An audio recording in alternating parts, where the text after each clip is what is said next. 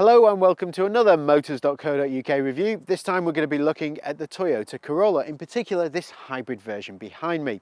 If you want to see more reviews like this one, then click subscribe and don't forget to hit like if you enjoyed this review.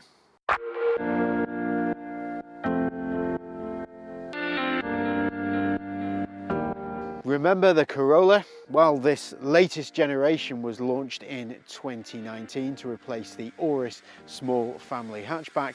It's not the first time that the Corolla name has been used by Toyota. It was first used back in 1966, and since then there have been 11 generations that have sold over 40 million cars worldwide. This latest generation model has really shown how Toyota can move with the times. It's no longer an also-ran in the family hatchback sector. The Corolla's sharp design and high-tech hybrid powertrains, but where does the Corolla fit in alongside some well-established competition? As we've already mentioned, there's a pretty well-established crop of competition facing the Corolla. Cars like the Ford Focus, Volkswagen Golf, Vauxhall Astra, and even cars like the Hyundai i30 and Kia Ceed. But unlike its rivals, the Corolla doesn't have a long list of power plants available. In fact, there's only three: a 1.2 litre turbocharged petrol, as well as a 177 brake horsepower, 2 litre petrol, and finally a 1.8 litre petrol, the latter two being hybrids. Notice the word diesel didn't crop up anywhere? That's because there isn't any. The 1.8 litre petrol isn't exactly what you'd call spirited. It'll do the 0 to 60 dash in 11 seconds and keep going to a top speed of 112 miles per hour. The biggest draw though is its running cost. The 1.8 emits just 76 grams per kilometre of CO2, which means it falls in the lowest tax band, as does the 2 litre, which also emits just under 100 grams per kilometre of CO2. As for fuel economy, the 1.8 will average around 60 miles per gallon, which isn't bad for a car of this size. Now, when it comes to handling, Toyota has made a concerted effort to improve it over the old Auris.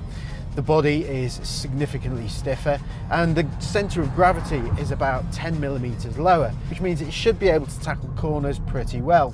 The steering is fairly predictable, but in no way is it going to trouble some of the best in class in terms of handling.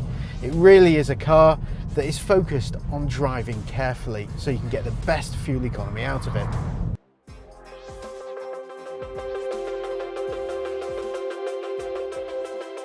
The cabin is neatly laid out, which is exactly what you'd expect for a car with as much tech as the Corolla.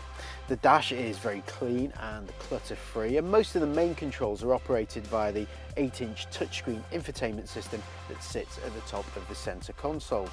Now, it's not the most intuitive system to use, nor is it the quickest, and it's also annoying that it doesn't feature things like Android Auto or Apple CarPlay, but it does feature DAB, Bluetooth and satellite navigation.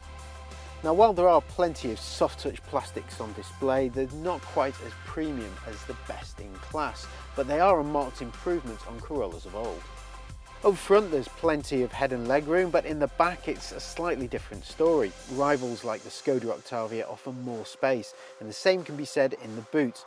The 1.8 litre is slightly more accommodating than the 2 litre, largely because the boot on the bigger engine is home to batteries beneath the floor.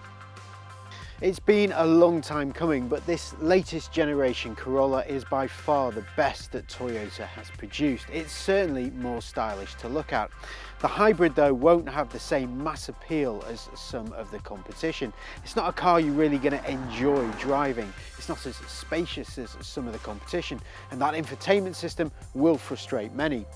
But its big appeal is those low running costs, and for many that'll be enough.